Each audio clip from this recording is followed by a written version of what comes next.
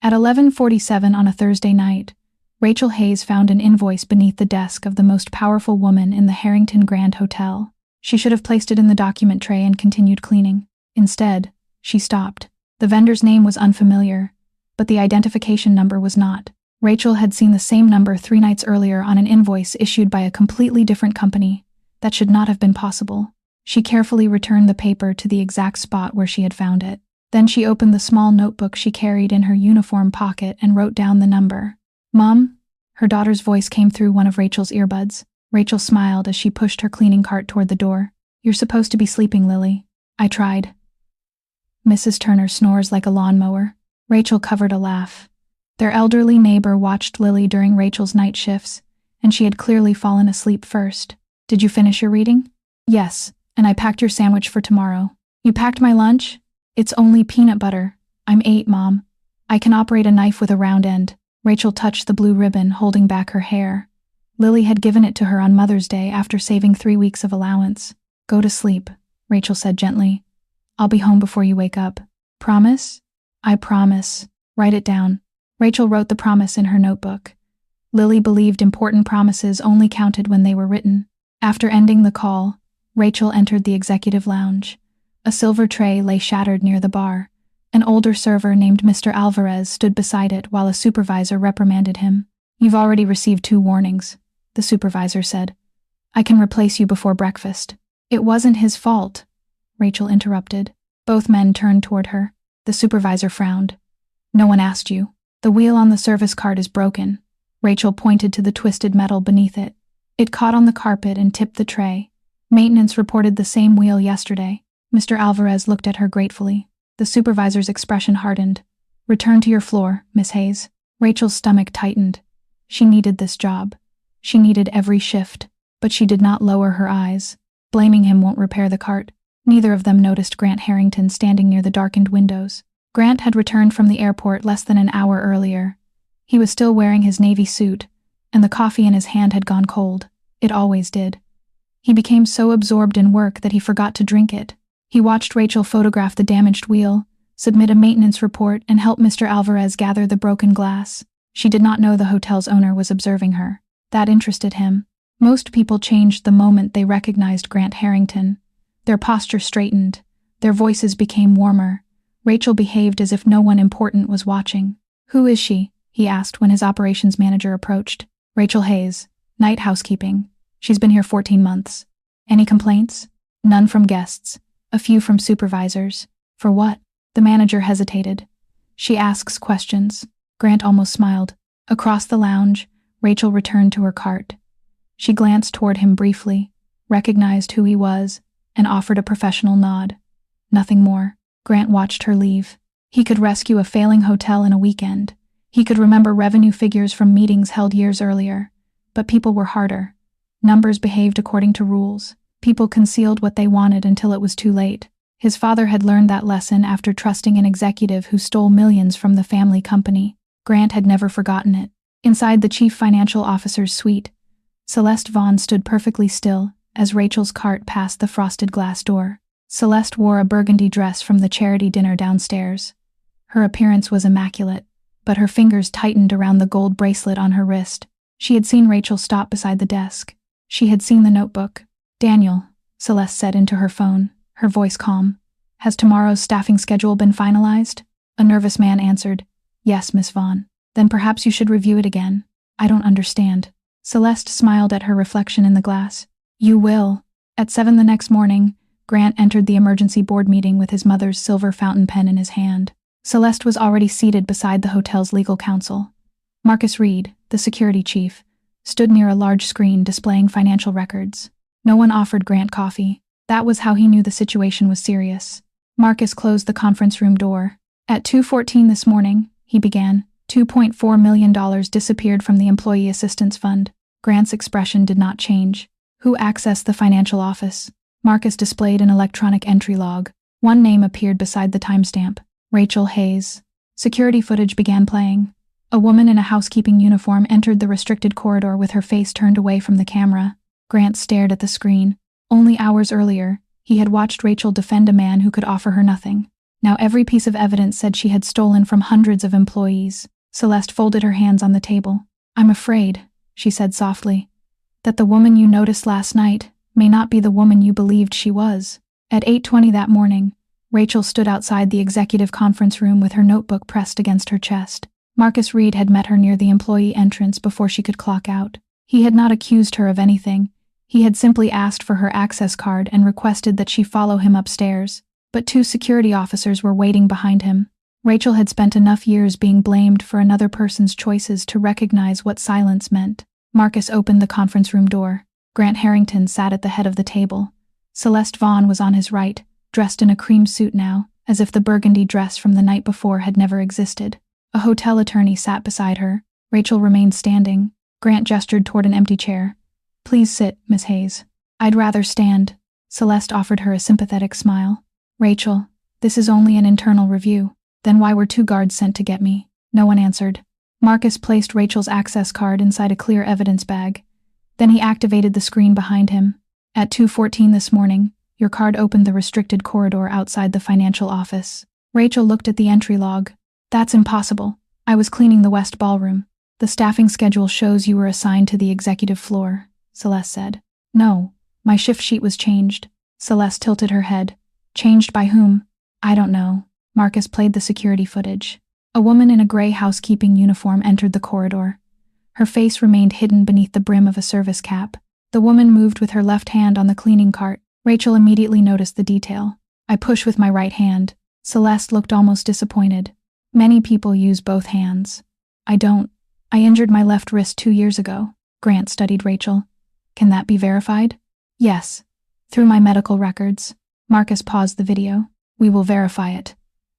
"But the uniform matches yours. And the cart came from your assigned supply room." Rachel looked from Marcus to Grant. "You said my schedule placed me on this floor. Now you're saying the cart came from my supply room. Which record are you trusting?" For the first time, Marcus's expression shifted. Grant noticed. Celeste reached for a folder. "There is more." She slid several photographs across the table. A portable drive had been found beneath the spare towels inside Rachel's locker. According to the preliminary review, it contained copies of private financial records connected to the missing money. Rachel did not touch the photographs. "Who searched my locker?" "Security," Marcus replied. "Was it locked when you found it?" "No. It was locked when I began my shift." Celeste sighed softly. "Rachel, denying every piece of evidence will not make it disappear." "I'm not denying evidence. I'm asking who had access to it before you showed it to me." Grant's silver fountain pen stopped between his fingers. The question struck closer than Rachel knew. His father had once ignored clear evidence because he trusted the man accused of stealing from him. Grant had promised never to repeat that mistake. Now Rachel was asking him to distrust the evidence itself. "Did you enter Miss Vaughn's office last night?" he asked. "I entered to clean it." "Did you examine confidential papers?" "I found an invoice under her desk. I returned it." "But you read it," Celeste said. "I read the vendor number." Rachel opened her notebook and found the page. The number was 704-18. "I saw the same number 3 nights ago on an invoice from another company." Celeste's eyes settled on the notebook. "That information was not part of your work. It was lying on the floor, and you chose to record it. Because 2 companies should not have the same vendor identification." Celeste turned toward Grant. "She has just admitted that she copied restricted financial information." Rachel felt the trap close around her. "I wrote down one number connected to the accounts that were accessed last night," Celeste replied. Grant held out his hand. "May I see the notebook?" Rachel hesitated, then gave it to him. The pages contained dates, room numbers, maintenance issues, and items guests had left behind. Everything was written neatly in blue ink. On the previous night's page, Rachel had recorded when she entered each room. 11:42 p.m. CFO Suite, 12:03 a.m. Executive Lounge, 12:31 a.m. West Ballroom, 2:14 a.m. West Ballroom Storage. Grant compared the entries to the electronic schedule. They did not match. "This says you were in the ballroom when the money was transferred," he said. "I was." "You wrote these times yourself?" "Yes. So you could have changed them." Rachel's face became still. "My former husband opened credit accounts in my name. When the bills appeared, he said I had signed the applications. I learned to document everything after that." Grant glanced down at the careful handwriting. "That explains why you keep records." "It doesn't prove they are accurate." "No," Rachel said quietly. It only proves I knew someone might one day decide that my word was worth less than theirs." The attorney shifted uncomfortably. Marcus placed another image on the screen.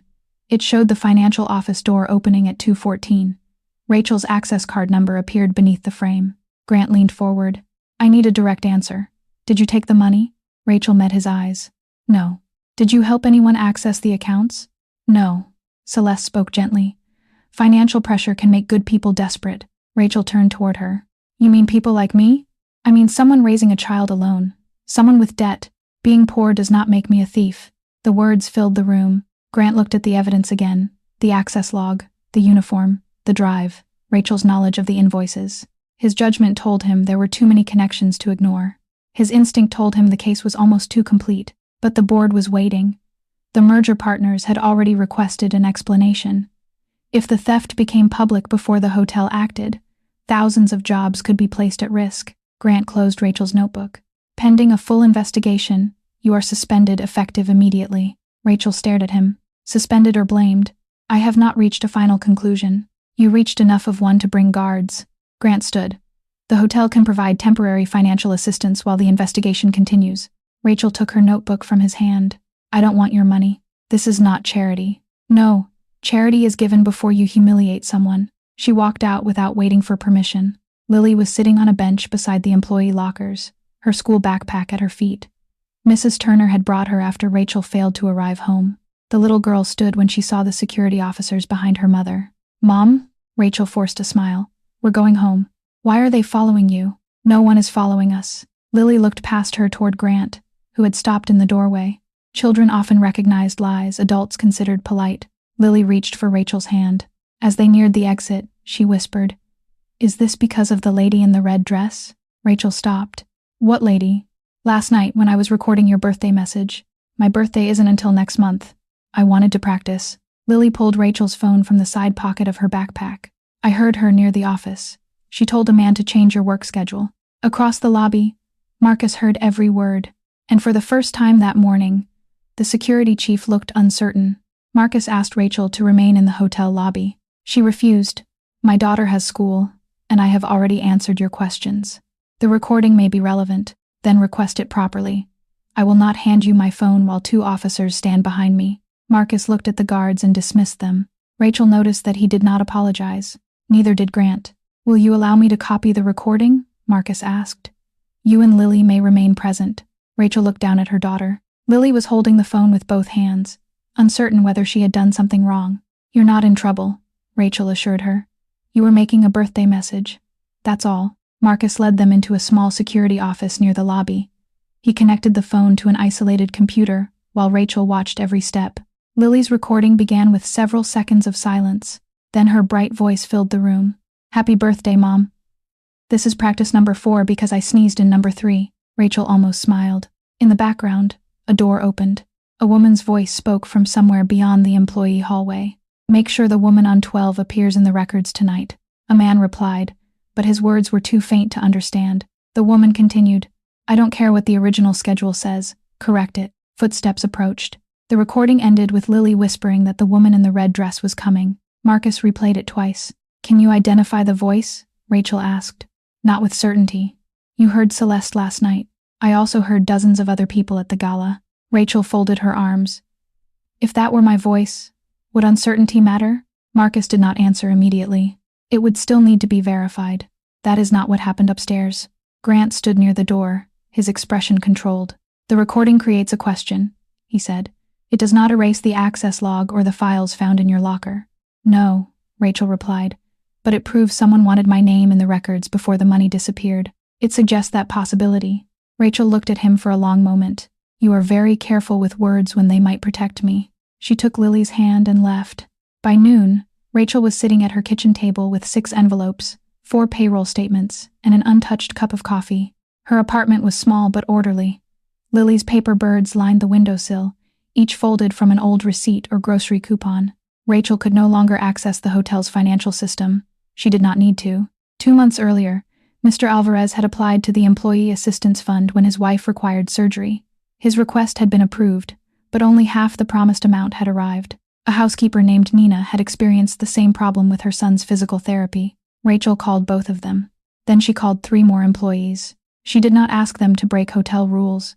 She asked only for copies of documents they already owned, approval letters, payment notices, and payroll deductions. By 3 o'clock, a pattern covered her kitchen table. The missing $2.4 million had not vanished in a single moment. Small amounts had been disappearing for months. $9,000 here, $12,000 there. Each payment had been sent to a different company. Yet 3 of the businesses used the same vendor identification Rachel had written in her notebook. Lily sat across from her, folding a bird from an old pharmacy receipt. Did the number steal the money? No, sweetheart. Then why do you keep staring at it? Because someone dressed the same number in different names. Lily considered this. Like wearing disguises? Something like that. Rachel searched the public corporate registry. The first company listed an office in suburban Illinois. The second claimed to operate from Delaware. The third supplied an address in Virginia.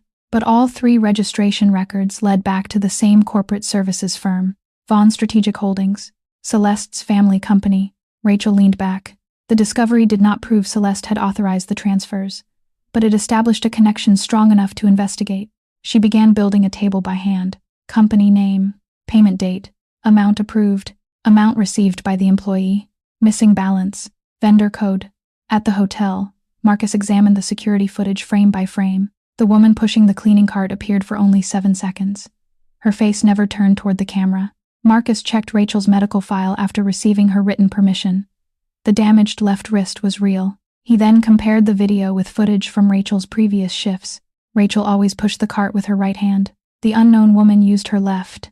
Marcus moved to the audio track. The corridor camera was designed to record video only, yet a thin band of sound appeared beneath the file. Someone had exported, altered, and re-uploaded the footage through a system connected to the hotel's internal communications network. The edit had removed more than an image. It had concealed an audio channel. In Grant's office, Celeste stood near the window. "You cannot seriously believe a child's recording clears her," she said. "I didn't say it did. But you are questioning Marcus as if the investigation were mishandled." "It may have been." Celeste turned toward him. "Your father questioned the evidence too. He wanted to believe the man who betrayed him." Grant's jaw tightened. "That is different." "Is it?" "Rachel is intelligent. She understands accounting. She keeps private records. A financial drive was found in her locker, and now her daughter conveniently produces a recording. Lily recorded it before Rachel was accused. According to the timestamp on a device Rachel controlled. Grant looked at Celeste carefully. She had given him a logical answer to every concern, yet she had not once asked whether the employees would recover their money. A knock interrupted them. Marcus entered, holding a technical report. "The staffing schedule was edited at 6:12 this morning," he said. Grant's expression hardened. "The theft occurred at 2:14. "Yes." Then Rachel's assignment was changed 4 hours afterward. Celeste remained calm. "Schedules are corrected after shifts all the time." "By whom?" Grant asked. Marcus looked directly at her. The change was made using Daniel Price's credentials. For the first time, Celeste's fingers tightened around her bracelet. Grant saw it. That evening, he found Lily waiting with Rachel outside the office of an independent investigator. Rachel had come to submit her documents. Grant approached slowly. "I am reviewing everything again," he said. Rachel closed the folder in her hands. "You should have done that before accusing me." "You're right." The answer surprised her. Lily looked up at him. "Are you going to fix it?" Grant lowered himself so they were at eye level. "I cannot promise that your mother will get her job back tonight." "That isn't what I asked." Grant glanced at Rachel, then returned his attention to Lily. "I promise I will follow the truth wherever it leads." Lily removed a small notepad from her backpack and held it out with a pencil. "Write it down." Grant wrote the promise and signed his name. Lily examined it before placing the paper safely in her pocket. Back at the hotel, Marcus returned to the altered footage. He separated the hidden audio channel and increased its volume. A man's nervous voice emerged beneath the static. Then came the unmistakable sound of Celeste Vaughn giving an instruction. Marcus checked the time on his mechanical watch. He had spent 18 years protecting the Harrington family from outside threats. Now he understood that the person who had constructed the perfect case against Rachel had been standing inside the investigation from the beginning. At 9 o'clock the next morning, 12 members of the Harrington Hotel's board gathered to approve the merger that Grant had spent 18 months negotiating. A second decision waited on the agenda, whether to turn Rachel Hayes's case over to the police. Celeste sat beside Grant with a leather folder open before her. Daniel Price occupied a chair near the wall, pale and silent. Marcus had not arrived. "The merger partners want this resolved before the vote," a board member said. "If we delay, They may withdraw. Grant turned his mother's silver fountain pen between his fingers. Then they can wait. Celeste leaned closer. Grant, protecting one employee cannot come before protecting thousands of jobs. Finding the truth protects every employee. Before Celeste could answer, the conference room doors opened. Rachel entered carrying a thick folder and several handwritten charts. The hotel attorney stood immediately. Miss Hayes, this is a private board meeting. I know. Celeste's expression remained composed. You are currently suspended and have no authority to be here. Rachel placed her folder on the table. You were prepared to discuss sending my name to the police. I think that gives me the right to hear what you say about me. It does not, Celeste replied. Grant studied Rachel. She wore the same modest black coat she had worn when leaving the hotel, but the blue ribbon was back in her hair. What do you have? He asked. Evidence showing where the employee fund went. Celeste gave a quiet laugh. She has had access to stolen financial files. Anything she presents may have been manufactured. Then it should be easy to disprove, Rachel said. Grant looked around the table. You have 10 minutes. Rachel opened her folder. She did not thank him. The missing money did not disappear in one transfer, she began. That transfer only made everyone look at a single night. Smaller amounts had been removed for at least 8 months. She distributed copies of her table. These figures came from documents owned by employees. Approval notices, payroll deductions, payment statements. Nothing was taken from the hotel system. A board member adjusted his glasses. Why are the company names different? To hide the pattern, but the vendor code is the same. Rachel pointed to one column. 7 companies received money intended for employee medical assistance. 5 share vendor number 704 to 18. 3 are registered through Vaughn Strategic Holdings. Every face turned towards Celeste. Celeste barely moved. My family's company provides administrative services to hundreds of businesses. A registration address proves nothing. Not by itself, Rachel agreed. But the payments were routed through accounts used to cover your family company's debt. Celeste's voice sharpened. You could only know that if you copied confidential records. I know it because corporate liens and court filings are public. Rachel placed another page before Grant. The Vaughn company had 48 hours to make a loan payment. The $2.4 million left the employee fund the following night. Celeste turned to the board. This woman studied accounting before becoming a housekeeper. She had the ability to create this scheme and the knowledge to blame me. Rachel held her gaze. I did not blame you. I followed the numbers. And the files found in your locker? Someone put them there. Your access card? Someone took it. Celeste spread her hands. Convenient answers without proof. The doors opened again. Marcus Reed entered carrying a laptop. Behind him stood 2 members of the hotel's outside legal team. Celeste looked at her watch. This meeting is already being disrupted. Marcus placed the laptop on the table. It is about to become more uncomfortable. He connected it to the room's sound system. Grant watched him carefully. What did you find? The corridor footage was edited through the internal communications network. The image was altered, but part of the original audio remained attached to the exported file. Marcus pressed play. Static filled the room. Then Daniel's voice emerged. I changed tomorrow's schedule, but that won't affect tonight's records. Celeste's recorded reply was clear. Then change it again after the transfer. Make sure the woman on 12 appears in the records. Daniel shifted in his chair. The recording continued. What about her access card? The one in locker 17. Use it and return it before her shift ends. And the camera? Disable it before midnight. I want a uniform on that corridor, not a face. Marcus stopped the recording. Silence followed. Celeste stared at the laptop. That file has been manipulated. The recovered audio has been verified by 2 independent specialists, Marcus said. The original system record has been preserved. Celeste looked toward Daniel. He lowered his eyes. Grant's hand closed around the silver pen. You altered the schedule, he said. Celeste recovered quickly. The recording proves only that I was investigating Rachel. It says nothing about the money. Rachel stepped forward. She's right. Several board members looked surprised. The recording proves I was framed, Rachel continued. It does not prove who transferred the money. Celeste seized upon the distinction. Exactly. But this does. Rachel placed her final document on the screen. The transfer required Celeste's electronic approval. The signature was created at 11:58, while she was attending the charity gala. My credentials can be used remotely. Yes, but the verification device connected from Daniel's office. Rachel highlighted the network record. The same device approved earlier payments to the shell companies. Each time, Daniel was working late. Each time, Celeste's event calendar provided her with a public alibi. Daniel's breathing became uneven. Grant turned to him. Is that true? Daniel stared at Celeste. She said nothing. Marcus moved closer to his chair. Daniel finally spoke. My mother needed surgery. Miss Vaughn gave me an advance when the insurance refused to pay. Celeste's expression hardened. I helped your family. You told me I owed you. Daniel's voice broke. She made me create the vendors. At first, the transfers were small. She said the money would be returned before anyone noticed. Then her father's lenders demanded the full payment. So you stole Rachel's card? Grant asked. Daniel nodded. I took it from her locker. I planted the drive too. Celeste stood. You made your own choices, Daniel.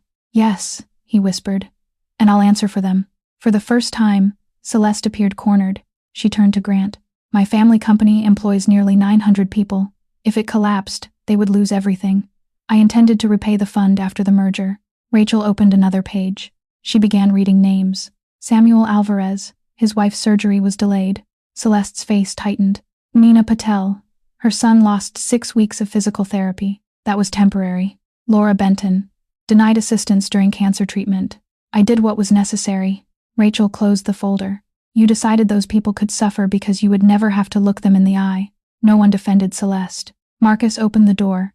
The outside attorneys waited to escort her from the room. As she passed Grant, Celeste paused. You will destroy the merger over a housekeeper? Grant looked at Rachel, then at the board. No, I will stop a merger built on stolen money. Celeste was led away. Grant rose slowly. I accused an innocent employee before examining who controlled the evidence against her. That failure is mine. He faced Rachel. I am sorry. Rachel did not release him from the weight of the apology. You should be, Grant nodded. Then he turned to the board. I vote to suspend the merger and restore the employee fund with my personal shares. You could lose control of the company, one director warned. Then that will be the cost of correcting what happened under my authority. Grant placed the conference room microphone in front of Rachel. What would you like entered into the official record? Rachel looked at the people who had nearly reduced her life to an access log, a uniform and a number beside her name.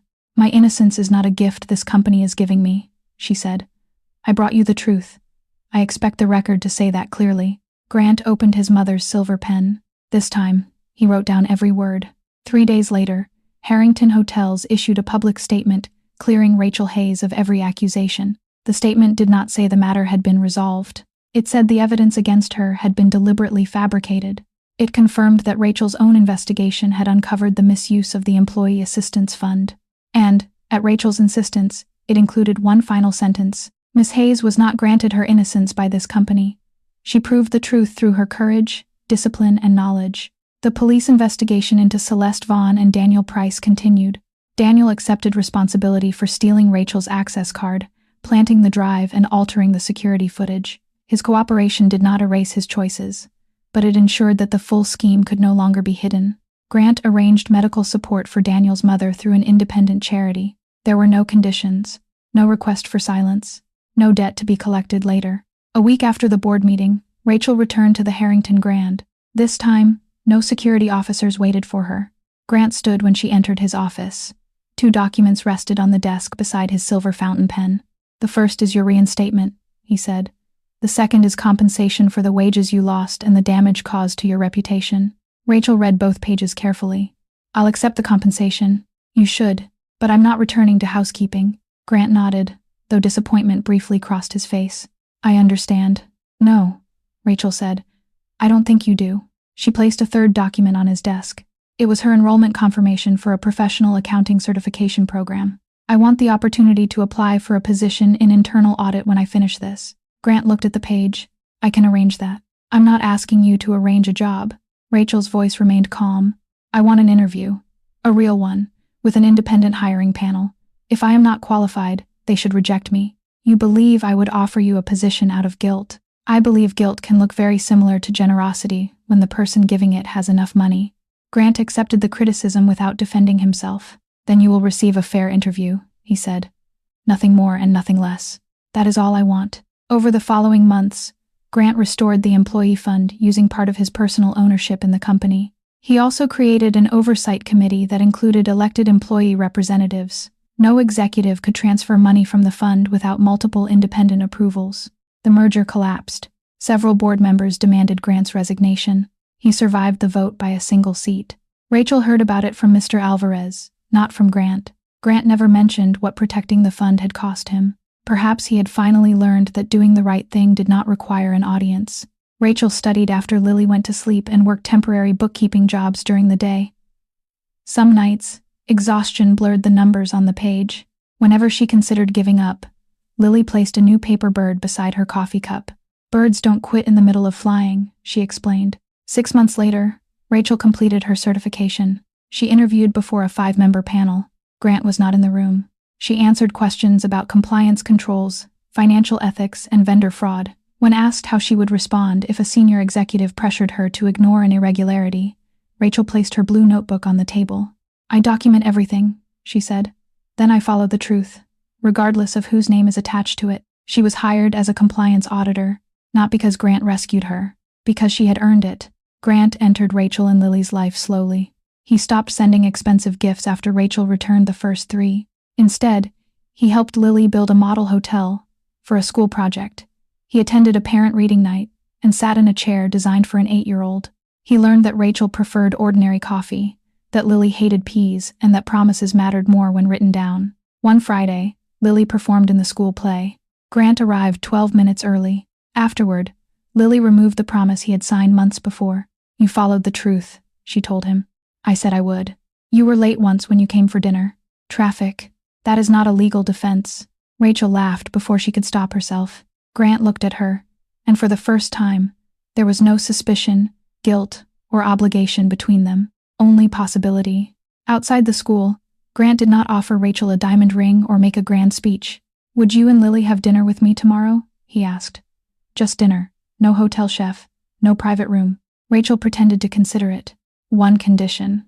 "Name it." "You arrive on time." "I'll write it down." Lily immediately handed him a pencil. Later, she folded his written promise into a small paper bird. She placed it beside the silver fountain pen Grant carried in his coat pocket. Rachel watched them and understood that trust had not returned in one dramatic moment. It had returned through small choices, repeated honestly. Grant had once looked at Rachel and seen a uniform, a debt, and a collection of evidence. Now he saw the woman who had challenged his judgment, exposed a crime, and refused to let wealth define her worth. Rachel's honor had never belonged to Harrington Hotels. Grant could not return it because he had never possessed it. She had defended it herself, and no amount of money could ever buy it.